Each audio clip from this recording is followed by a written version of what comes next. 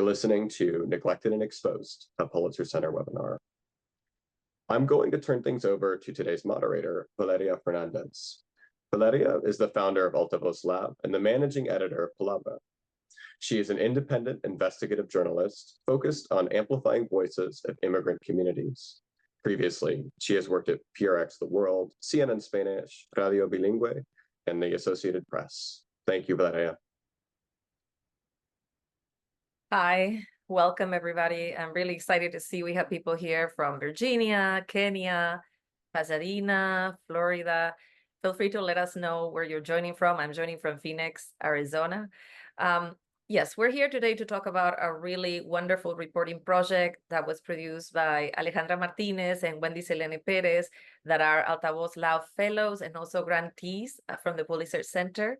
And I am going to introduce and present your bios now, and also Juan Flores, who's joining us as a community member. But before, I wanted to give you a general overview about their project. They focus on the impact of the petrochemical industry in the Houston Ship Channel in a very specific community that has a majority of Latinos there. It's an immigrant population. And they took a look at the failures of the state air monitoring system. But I'm going to let them talk more about it. So just wanted to give you a bit of the framework of the work they did for over 10 months. So first, Wendy Selene Pérez is a freelance journalist with a 2 decades career spanning various media outlets in Mexico, Argentina, and the United States. Her work focuses on social justice, victims of violence, government accountability, transparency, and immigration. And then we have Alejandra Martinez from the Texas Tribune. She joined in 2022 as an environmental reporter. She's covered the impacts of petrochemical facilities on Black and Brown communities, including investigating a chemical fire at an industrial facility. And then we're very happy to be joined by Juan Flores, who is the Vice President of Environmental Community Advocates of Galena Park, ECAGP, if you see the acronym, which organizes and educates the community of Galena Park about local environmental conditions in Texas. So welcome to the 3 of you. Thank you so much for giving of your time. And we know that we have probably a journalism audience here, and we want to situate a little bit the community, Wendy, in which you did your reporting. Could you paint a picture first? Tell us about Cloverleaf, where it's located, and some of the things that were going on in this community when you started your reporting.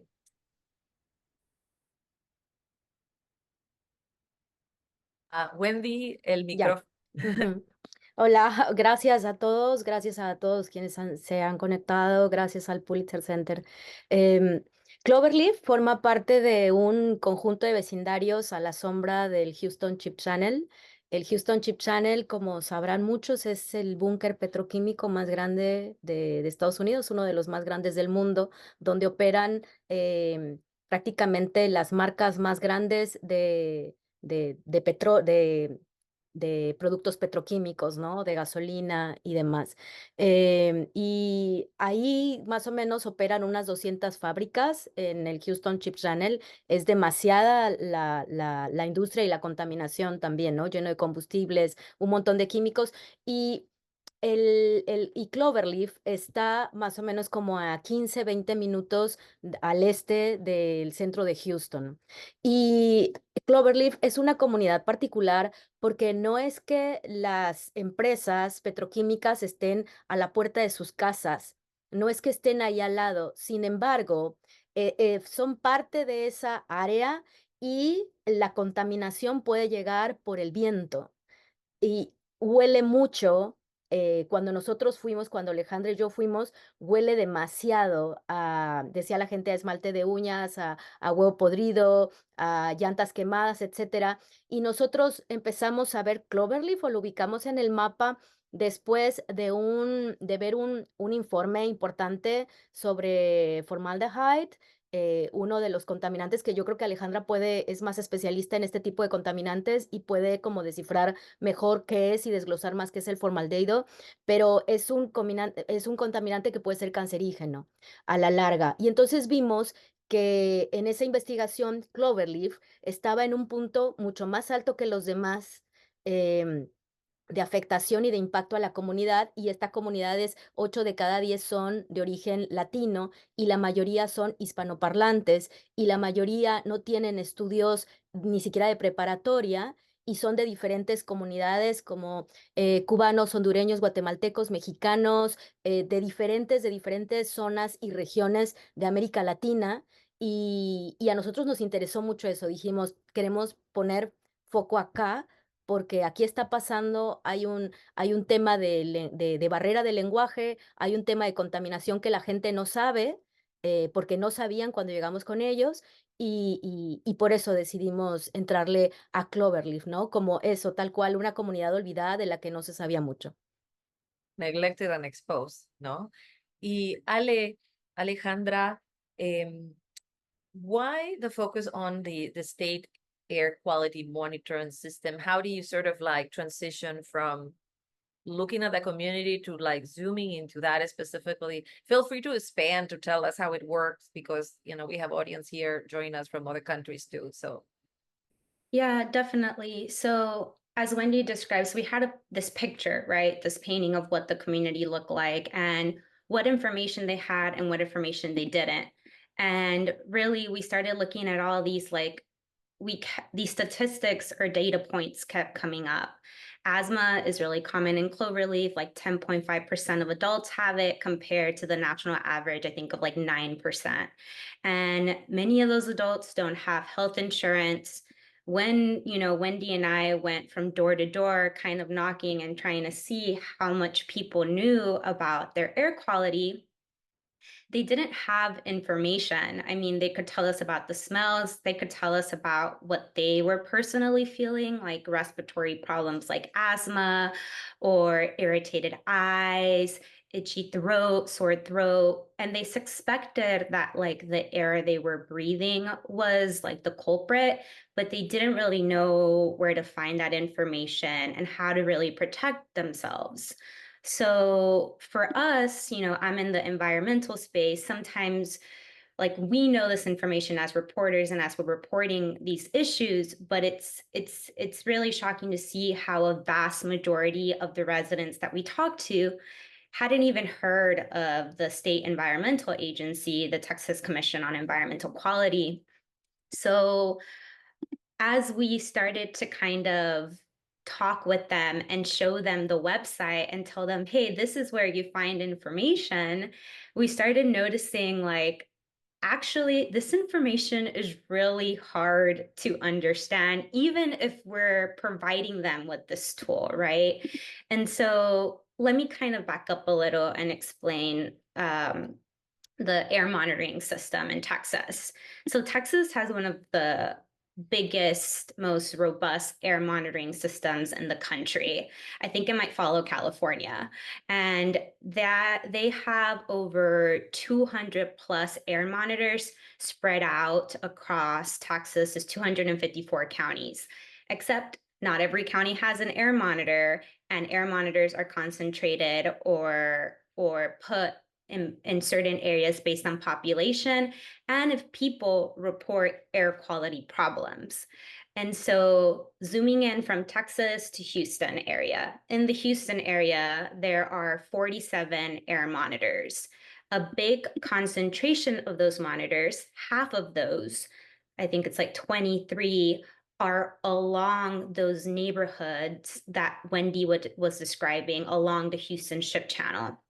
And so these monitors are supposed to be providing air quality information to the residents who live there. And if you ask the TCEQ, they tell you, yes, we are. It's on our website.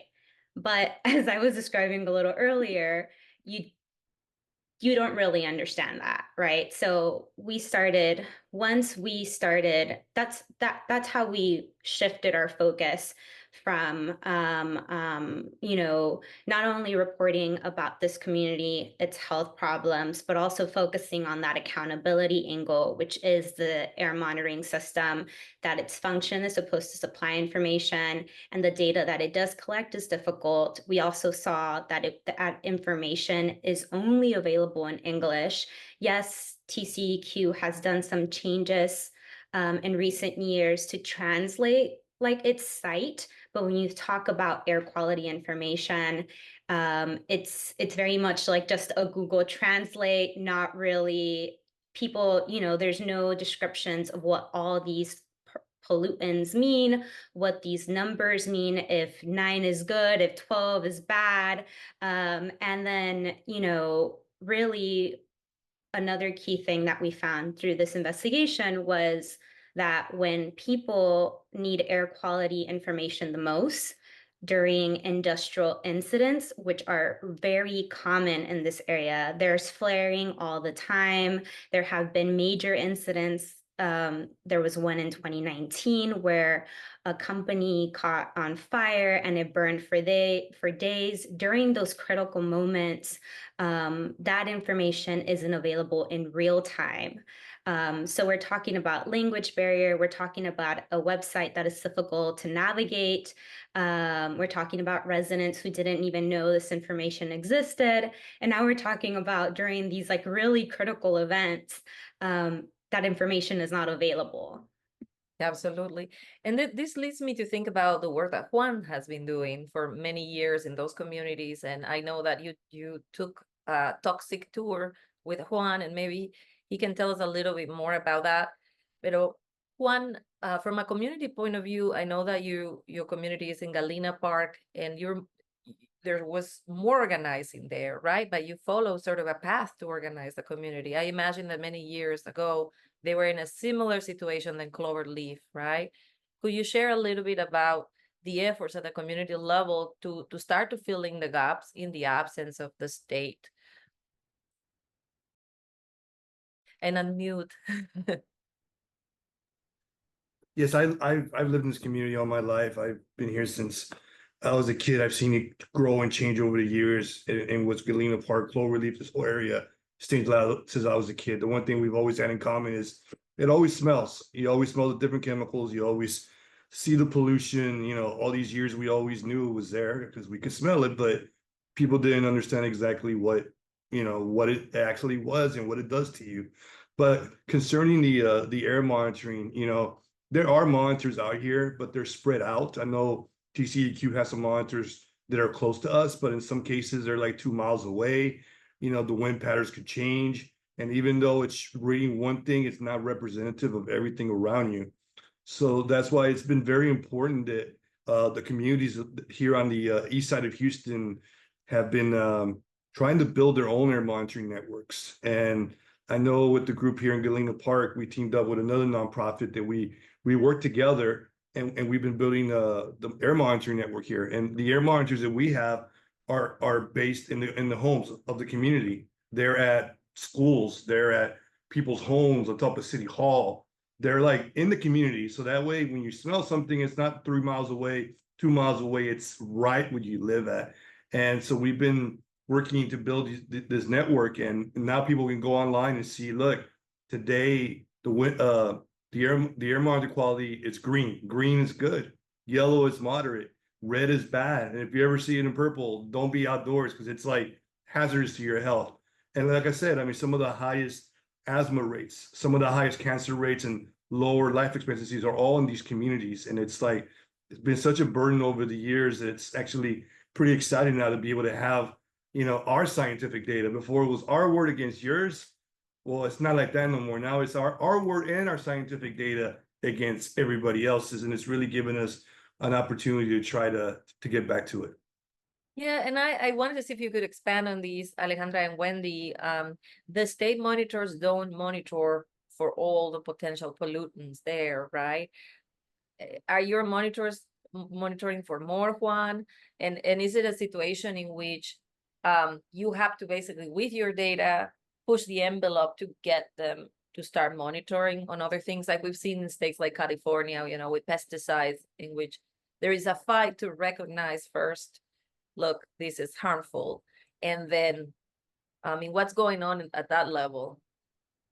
I can start kind of just talking briefly about what the TCEQ monitors are supposed to monitor. So under the Clean Air Act, it was established that, the federal agency tells the state agencies that there are 6 criteria, or what is known as criteria pollutants, that are supposed to be monitored, which is particulate matter, ozone, sulfur dioxide, nitrogen oxide, and I believe, I can't name all of them on the top of my head, but those are the main ones. And so during our reporting, what Wendy and I found was that not every single one of those monitors monitored all 6 of those criteria pollutants. So not only do we have like that problem that Juan was mentioning, that they might be 2 miles away, maybe the monitor that you had 2 miles away only measures for 1 or 2 types of pollutants. So then, you know, what if there is another chemical release that's really heavy on nitrogen oxide, but the closest monitor to it doesn't measure that? So there's no way in knowing what kind of concentrations of that particular pollutant are in the air. And I'll throw to Juan to talk about the community air monitors and what they measure. So, yeah, I mean, every community is unique. I mean, you know, the thing about Houston and unincorporated Harris County is like there's no zoning, and it's like, you know, these chemical plants and other chemical like concrete batch plants, all those things pop up overnight, and you gotta like really stay on top of it. So you gotta be able to adjust each community network to adjust for what each community is dealing with. So yeah, sometimes like in Cloverleaf, there are some ammonia plants right there on the southern part of it that is unique to that area. And so you have to get in their monitoring network that'll be able to read that. So you got to like customize each network to try to read the chemicals that are being coming into the neighborhood to adjust for them. So, and you're right. I mean, some of those regulatory monitors are not measuring what needs to be measured. And this is where we try to fill in the gaps and try to give people an opportunity to know what's going on. So a really important component of this project, which that's part of the reason why you're here, Juan, right, is that there was a really strong community engagement, right? And we are joined here. I want to say a shout out for Autumn Spain with Environmental Health News, part of the Environmental Health Sciences, which is part of the core team that created this fellowship, the Altavoz Environmental Lab Fellowship that you're a part of. And she's sort of like bringing to the table the question, you know, how did this project change your understanding of how news organizations can and should approach community and audience engagement? You know, what are some of the takeaways of the work that you did? And we'll get into the specifics too. We have some photos.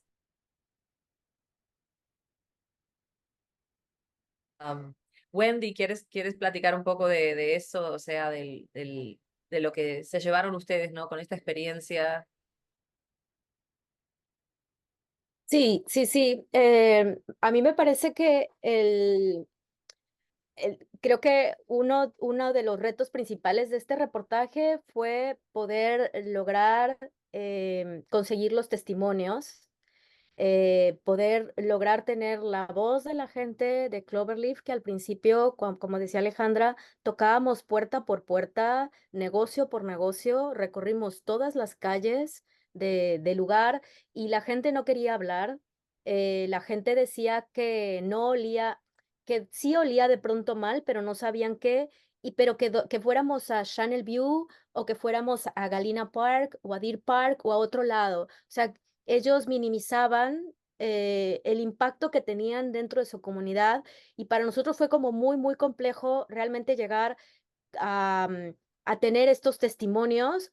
Los pudimos tener y luego fue súper valioso y enriquecedor poder regresar con ellos, estar 4 días con ellos, cerca de una semana, gracias también al trabajo pues de todas las quienes están detrás del proyecto, que es Environmental Health Science, Altavoz, Palabra, Texas Tribune, y el equipo de engagement de Texas Tribune nos ayudó muchísimo a recopilar todos esos testimonios, todos esos datos que nosotros teníamos de contacto de las empresas, de los negocios, de las personas particulares en general que fuimos llamando y teniendo siempre en la mira, aunque no fueron parte de la historia central, para poder regresar con ellas, y ahí están en las fotografías, ¿no? Fuimos a florerías, a la lavandería, no sé, a todos lados, ¿no? A ver a nuestras fuentes y creo que es de lo más enriquecedor que puede haber en la carrera periodística, ¿no? Volver al centro de donde partió todo, volver con la información, poderles mirar a los ojos, poder charlar otra vez con ellos, escuchar lo que te dicen después de eso, saber cómo recibieron la noticia. La mayoría lo leyeron en español y lo leyeron en audio, porque, bueno, para quienes nos acompañan, el reportaje está escrito en inglés, en español, y está grabado el audio también en inglés, en español, y puede ser descargable. Entonces tratamos también de hacer como de diferentes maneras de que lo puedan escuchar o que les pudiera llegar de diferentes maneras por lo mismo. Y creo que el hecho de tener la retroalimentación de estas personas es lo mejor que te puedes llevar como periodista, y además que gracias también a la ayuda de Juan y las organizaciones con las que él trabaja, pudimos conseguir, ¿no? O contactar o ayudarles a contactar a que pusieran por primera vez estos monitores que Juan y la organización en la que trabaja le dan a las personas para tener su propio sistema su propio sistema de monitoreo comunitario ante la falta de confianza en las autoridades, y se pudieron poner 3 monitores, ¿no, Juan? Y Sí. estamos como muy contentas por eso, porque eso es como para nosotros realmente como poner la piececita o lo que puede hacer el periodismo de te doy algo, ¿no? Y la información sirve, pero ahora tú sigues con esto y empiezas a hacer comunidad y empiezas a involucrarte, ¿no? Juan, and Ale, I mean, feel free to jump, but I would like to know your perspective. I mean, what was it like to have this journalist sort of come back to the community, and what are some takeaways from this experience? Well, I was really happy with the efforts that Texas Tribune did, because usually, when people come in, they do their stories and then they move on. But you guys were really, really active in coming back and talking to the people and connecting them to resources that are out here. So it was very impressive. And I know I followed up with some people afterwards, and we were able to spread out some more information. So, I mean, it was great, and educating people and getting that looking, because a lot of people don't understand. Chemicals are very hard to explain. And it's like such a good thing when you finally get through and explain to them, yeah, this is CO2, this is NO2, this is what it does to you after so many years, and being able to see that reaction, that they understand it's something that's very important. And this effort that was done by the Texas Tribune and all of us partners working together has really made an impact, and we hope to continue this going forward for years to come. We, Ale, I want you to chime in, but I also don't want to forget to remind the audience that we have a Q&A part in which you can send us your questions. Start sending the questions, because we're going to transition now to audience questions. I see them in the chat, so we'll go there in a minute. I want to allow Alejandra to also talk about her takeaway from that experience. Yeah, I think since Wendy and I both started working on this story and with all the different partners, we were just very intentional about what we were hearing and what we wanted to achieve and how we wanted to give back, right? The central thing that Wendy and Juan both said is, as journalists, we get in this routine of the daily, the feeding the beast, doing all these stories because that is what is required of our job. But one of the most fulfilling and beautiful things of this project is that it allowed us the space to go back and give back the knowledge that we learned, right? And we really thought about just even the smallest things. As we talk to people, we notice that people consume their news more through audio, which is why, like Wendy mentioned, we have that audio component in our story. As we visited families, we saw all the little papers on their fridge. We knew that people would if they had a flyer or something, that would be something that they could place on their fridge. So part of the stuff that we distributed when we return to the community were these little flyers that really stemmed from this reporting, but also past reporting that the Tribune has been able to do on chemical incidents and how to protect yourself and how to watch out for signs and what do you do when you, like how to prepare shelter and what do you do if you're exposed to a chemical in your region, because we know this is a really this is the reality of what people deal with day to day in these communities. And then, going back to these partnerships, not only with news organizations, but also with environmental organizations and grassroots organizations that are already kind of doing this work and trying to get this information out to communities. How can we use the reporting that we've done as a tool for them, and how can they use the people that we've talked to, and then kind of what Wendy mentioned, this united effort of just like starting to empower this community to feel like they can participate in democracy, really, right? This going to permit hearings, going and giving public testimony, and it really goes back to, learning about air quality, the basics 101, then, seeing where you can get information, and then just like this word of mouth. And I've been seeing more and more people in that particular community, especially, really wanting to learn more about their environment, which I think is very much a testament of the work that we're doing, but also the work that organizations like Juan's has done. Mm-hmm. That is wonderful. And we do have someone joining us that has family members in the community. And they have very specific questions. You may not be able to answer everything, and we understand, but if you can direct them to some resources, that will be great. Juan, Wendy, Ale. So we have a question. Let me start first with the monitoring. Like, is the monitoring data shared regularly with public schools? The data that we capture, like I said, my organization that I'm representing here, and then we have a nonprofit that, we all work together, but there is a dashboard that we have is public, open to anybody to look at. So it's open to anybody. Any community member can log in and take a look at the data. So it's open to everybody. And I know we're working with our partner nonprofit as well to create a better dashboard as well. So yes, it's open to anybody. Anybody can go log in. I mean, not log in, just go to the website and click on the monitors and access that data. So yes, it's open to everybody.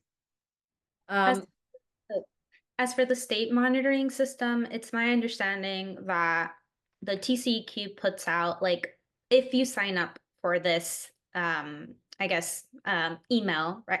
Yeah, or if you sign up, you can request to get a daily air quality report, but it only gives you information regarding ozone. So this is one of those contaminants that after long periods of exposure can cause respiratory problems. But if you're asking specifically, does the state environmental agency send without being asked of, or just, as a daily report to schools and childcare facilities, then the answer to that is no. It's a very good question. Thank you for clarifying, Ale, about that. She says that she's from Houston originally, and being the only person in my family who lives abroad, this is not new. Sharing directly is not the same as making it available for folks to look up. She does have a follow-up question, which is very specific. Does home-based air filtering equipment help with the air quality? Home air filtering equipment, does it help? It's not my level of expertise, but I've dealt with some of the companies that do that. And yeah, I mean, if you have some filtering in your house that can filter some of it out, it will help. It will help you up to a point. So yeah, it just depends on what you invest into your home. But if you do have that, it can help a little bit, yes. And I know we have here folks from Environmental Health Sciences and Environmental Health News that I will invite to check the website, because they have a breadth of resources on these, but there may be some resources that we can also send along when we share the video, the recording of this webinar, that it could be helpful, right? We have a question from Maria Arce. Thank you, Maria. She says, the coverage has a wide range of richness, not only in terms of research, but also in terms of multimedia production. I would like to ask, how was this collaborative process in which there are media that publish in different formats? How did you achieve cohesion, consistency, and at the same time, originality in each piece of news? That's a really good question. I kind of want to throw to you, Valeria. Sí, I think it's for you, Valeria. Well, I think this was, like I say, the fellowship of I like the Lord of the Rings, so I like the word fellowship, but it was truly a fellowship because it was a collaboration between different publications, under the umbrella of Altavoz Lab, environmental health, and environmental health sciences, the Texas Tribune, we have La Esquina de Texas joining, we have Radio Bilingüe, which is amazing, and you see the logo there, and I want to give them a shout out because they get this information also to other communities across the country facing similar things. Ale and Wendy went and they talked about it for like an hour. Univision. So then we have the national Univision who picked up the story and the local Univision. So we learned a lot from those partnerships. For Radio Bilingüe, Alejandra and Wendy worked on an adapted 7 to 8 minute radio version with a producer, Ruben Tapia, shout out for him, really zooming into the heart of the story, right? It's very different than a digital piece. You have, for example, Univision Texas, they decided that they were going to break the story in bites, like about 5 or 6, with headlines. And it worked really well because so it wasn't as long for their audience. Their audience wasn't going to sit down to read 5,000 words. That's another reason why we also made it available in audio. And I know that, during your community engagement, a lot of people listened to it in audio. You had a QR code on the postcards. But something also, Maria, that is interesting, we have here 2 bilingual journalists. We had Wendy Selene dedicated to the Spanish version. She's truly a pro in narrative journalism. And so there was a lot of care also with the environmental health news team and the palabra team to make sure that Spanish version really spoke to that audience. And sometimes it's not the same, right? It doesn't translate the same way. And so there are more things you have to explain, or there are things that you don't need to explain. So there was also part of that sensitivity. And I think it was really wonderful that the Texas Tribune decided to also publish it bilingually. Talking to Alejandra when I first met her, she will always tell me that she sometimes will call her sources and translate the story for them on the phone, and how beautiful it is to be able to give back to the community in that way of like, look, here is something that is not only about you, but it's for you, right? And I think this applies across the board to any journalism that we do, especially with working with immigrant communities of people of color, is also like really talking to them and not at them or about them. Anyways, that's my whole spiel. But maybe you want to say about some of the challenges too, because that was a lot of work. Yeah, I guess I know this is something that cannot be replicated every single time. It demanded a lot of partnerships and a lot of buy-in, but I guess what I've been telling my journalism friends is, that shouldn't be a barrier though.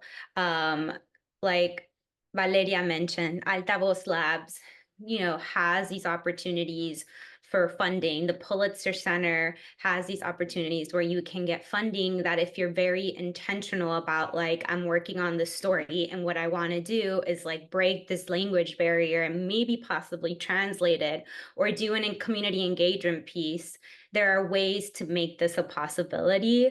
And every partnership is different, but I think, what we've learned what I learned from this one is really dream big, be flexible, and then continue to make those tweaks along the way, but keep like your core mission like centered, right? Which is, I think from the beginning, we wanted to be able to go back and supply this information in the person's native language.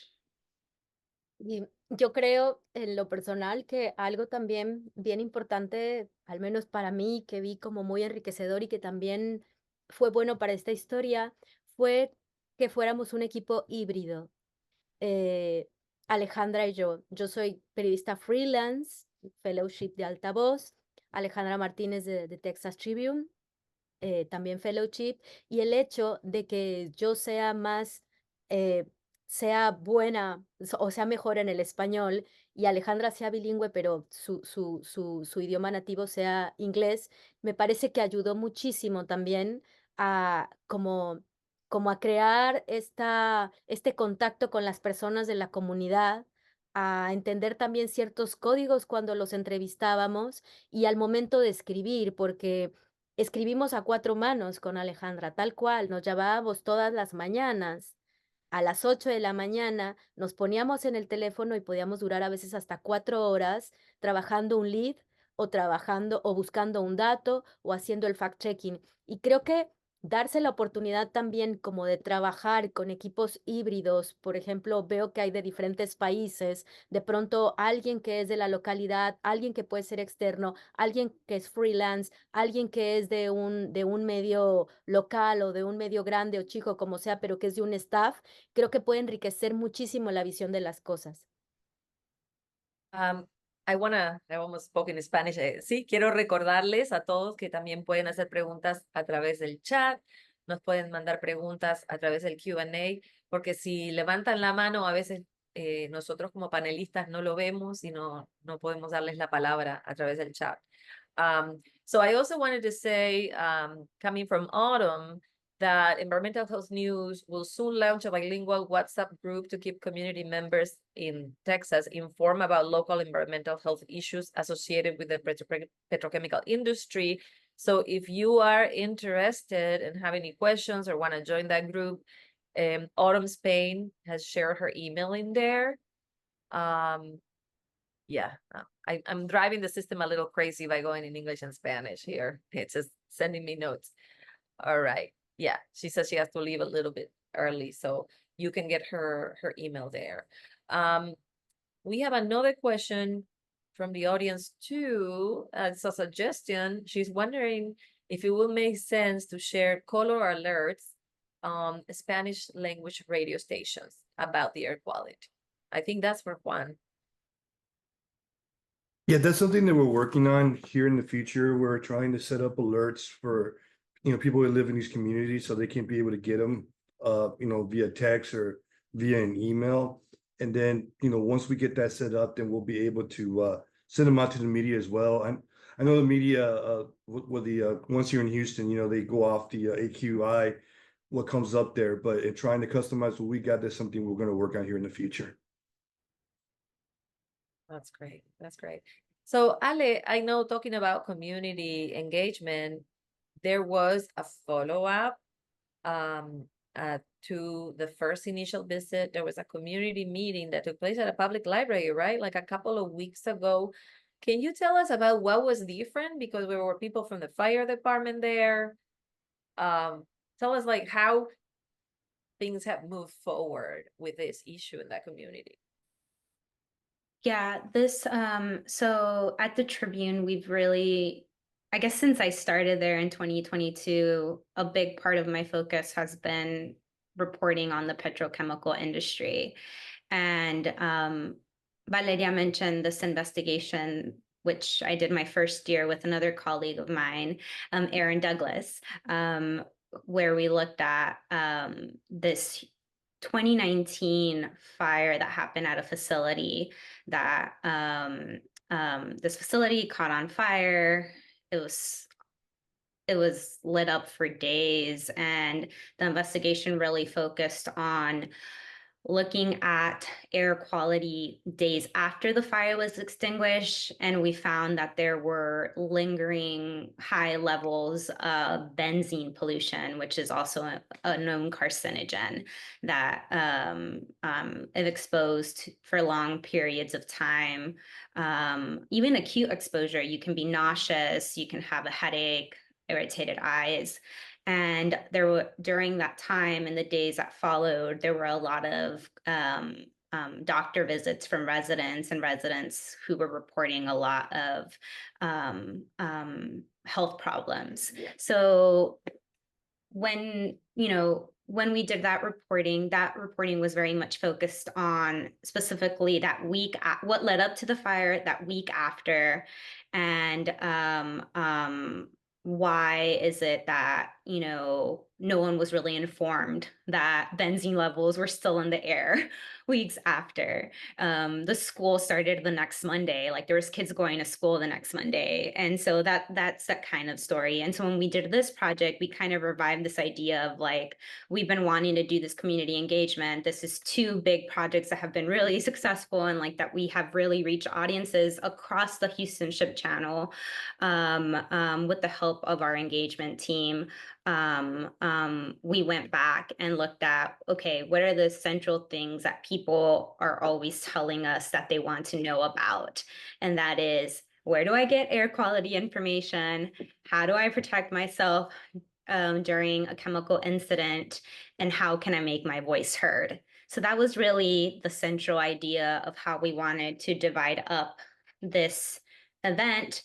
And we chose a public library that we had made contact with, thanks to Juan, where there was already this build-up community that also wanted this information. And it's also a trusted institution by this community. I think the public library gets about 300 to 400 unaccompanied minors after school a week. So that is, something that we heard time and time again from mothers and parents and fathers was, okay, maybe my lungs and respiratory system is out the window, but I'm thinking about my kids. So I thought this would be the perfect place to kind of have these 3 workshops where we would invite these environmental organizations, experts, and academics to share that information, present a mini PowerPoint, but also have a conversation with these residents about these 3 topics. And it was kind of, the 3 workshops were happening at the same time. And then after 30 minutes, we took a mini break and then we rotated people around. So we made it that way too, because if someone could only come for the second half or the beginning half, they could pick and choose which of those workshops they could come into and just like learn a little bit about and then leave. This was very much community focused.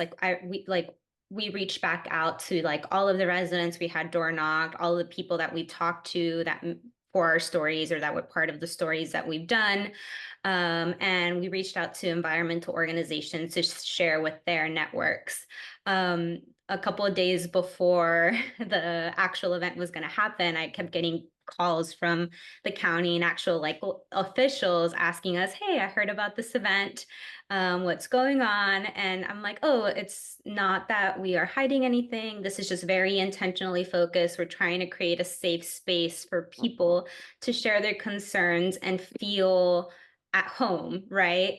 Having people in suits or having people like from agencies might be a little scary, right? Because what Wendy was talking about before, like that building trust took us a long time. So we always want to be, very considerate and thoughtful. But I told them, you are more than welcome to come.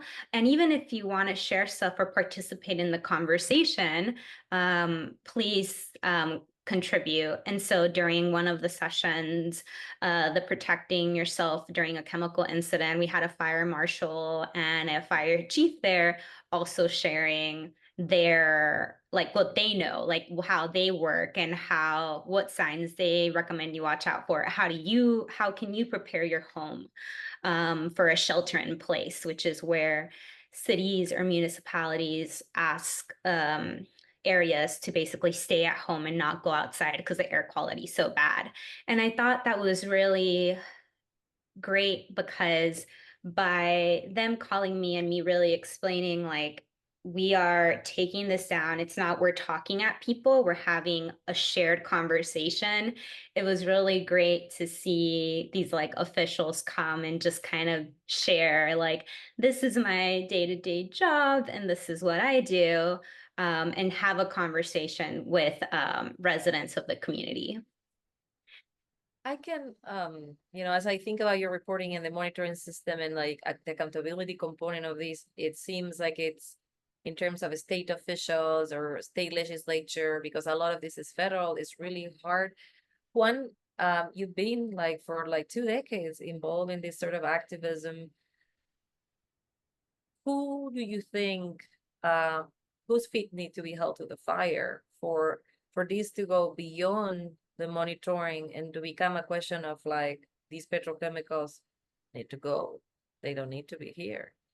Here in this area that we live in, you know, the city of Houston has their pollution control. They've been doing they've been getting better at it. Harris County has been building, pollution control has been building their network and getting more involved. And even on the federal level, EPA's, trying to. I was at the conference last week getting some more information on them. So I think it's more of a state level thing here in Texas that we need to worry about with TCEQ, trying to get them to get more involved and bring some of these bad players into compliance and trying to get them to fix the problem. A lot of times these companies rather pay the fine than fix the problem, and that's the issue. Some of these companies get fined a lot of money for what they did, but then the state will only collect those fines. I think the last time I looked was 28% of the time. So the other rest of the time they get fined, but they don't do anything about it. So I think it's a state level thing that really needs to be worked on, and talking to our state level representatives to get them to organize and protect our neighborhoods and help us out. That's very important. I have another question here, a comment from a member of the audience, but I know we like have about 10 minutes. Ale, Wendy, what's next for you? I mean, I know you may not want to tell us about all the reporting plans, but where do you think, following up on what Juan is saying, that the follow-up reporting on this topic should head? Yeah, go ahead, Wendy. Go ahead, Dale. I was just going to say, like, continuing holding the state agency accountable, really follow up. I mean, we have a legislative session that starts next January, really following up to see if there are any bills that are filed requiring the agency to have a better air monitoring system or place more air monitors or, better their the way that they present information, right? Or have people available to break down information for everyday residents. Like all of these like little things that would maybe solve part of the problems that we identified throughout the reporting. And Juan mentioned the penalty stuff. Yeah, that's something that I've also been monitoring. Who gets fined? How often is it paid? Do they get reduction? So like all of those screws within the agency that really learning how they work and continue to keep the agency accountable. Wendy, Y nosotros estuvimos llamando y buscando a varios legisladores, justo lo que decía Alejandra, ¿no? Que en la siguiente sesión verían por ahí, una legisladora nos respondió que verían en la siguiente sesión para ver si ponen más monitores en Cloverleaf y demás. Yo creo que aquí pues hay muchos temas que se pueden seguir, ¿no? Temas pendientes que tienen que ver con accountability, que tienen que ver también con equidad y con igualdad. Uno de los grandes problemas que tuvimos también fue conseguir datos específicos de salud. Tardamos muchísimo en conseguir datos de salud y para que un médico realmente se atreviera como a hablar con nosotros, y al final cuando habló con nosotros como que dijo, luego matizó un poco sus palabras. También gente que ha participado en estudios académicos como que tienen ahí no sé, así lo sentimos nosotras, como un poco de reticencia, no sé, como que no lo decían todo abiertamente, y se nota, pues, que es como en una comunidad, como en esta comunidad de Cloverleaf, pero también en las de alrededor y en las de todas del Houston Chip Channel, faltan tantos datos de salud, faltan tanta estadística, tantos estudios que puedan hablar, por ejemplo, del cáncer infantil, ¿no? Del cáncer en adolescentes, del cáncer en las personas adultas, de los tipos de cáncer, no sé, porque hay estudios en California, hay estudios en otros países, como que nosotros fuimos siguiendo que eran muy buenos y se daban acá en los búnker petroquímicos, pero en Houston no. Hay un silencio muy generalizado en general de todo. Y eso es preocupante, porque entonces no tienes acceso a los datos, cuando están los datos no los entiendes y nadie te los lleva. O sea, por ejemplo, ¿qué piensa hacer el Estado, tanto desde el más chiquito hasta las autoridades mayores, ¿no? Digamos, estatales y federales, para concientizar, para informar a las personas, porque ahora lo hizo el periodismo, regresamos, pero como decía por ahí Raquel, eso no es suficiente, ¿no? Hay que estar yendo. Entonces, ¿qué va a hacer la autoridad? Yo creo que el periodismo, desde el periodismo y desde lo que sigue, también tenemos que estar como revisando todo eso, como que picando, ¿no? Y viendo qué está haciendo cada uno eh, en sus diferentes áreas, ¿no? Tanto de salud como de educación.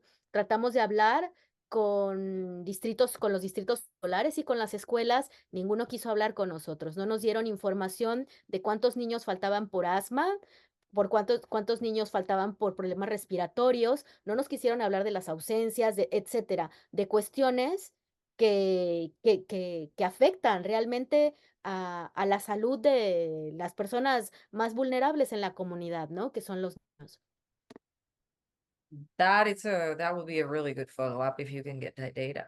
I mean, I'm sure there might be some about emergency room data, but it's also depending, right, of where people go because it's a small community, and then that's also probably hard. I mean, just thinking about this, how it impacts the quality of life. And we didn't even talk about the young girl that is sort of at the heart and mom of the story. Maybe you could tell us just quickly a little bit about her. And how do you win their trust? We have like 2 minutes, 3 minutes. Ale. Ale, Oh my God, not you throwing my 2 minutes to me. Okay, so one of the central characters of our story was Alina and Cristina. Alina is a young girl who suffers a lot of respiratory problems and a constant cough every time she goes outside. And really, it took hard work and dedication to get her and her mom to open up to us, constant going back to them because we had found them once and then they kind of got cold feet. And this is something that we found time and time again with many residents in this community. But we really thought about like how would we want to be approached, and something, a little tactic that Wendy and I use was we brought them pan dulce to their front door because we had, in one of our like short conversations, Cristina had mentioned that Alina loves pan dulce, so we brought it to her door as a thank you for your time gift, and left without requiring her to open the door to us. And she finally was, oh, I saw the pan dulce, please come in, and welcome us in. That's when we had we spent like hours long interview with her to really learn about her daughter, the experiences of living near a petrochemical industry, and what she wants the state to do, or what she wants the government to do to make this information more accessible for her daughter. I wish I could go more into in depth of who they are, because they are truly really amazing, really hardworking single mother, a girl full of energy and life, but it was really special to kind of have those doors open to us after constant persistence and dedication to trying to reach people in this community. I think that's like part of what makes this whole project really beautiful, is how you went about it.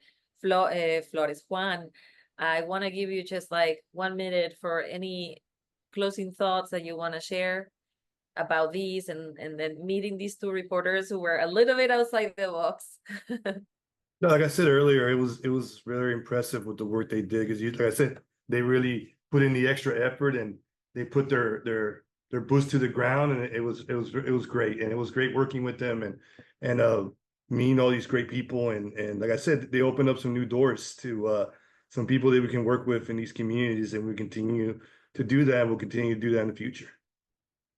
Thank you so much to the three of you for being here. A big shout out to all the partners in the project, Environmental Health News, the Pulitzer Center, the Texas Tribune, Radio Bilingüe, Palabra, Altavoz Lab,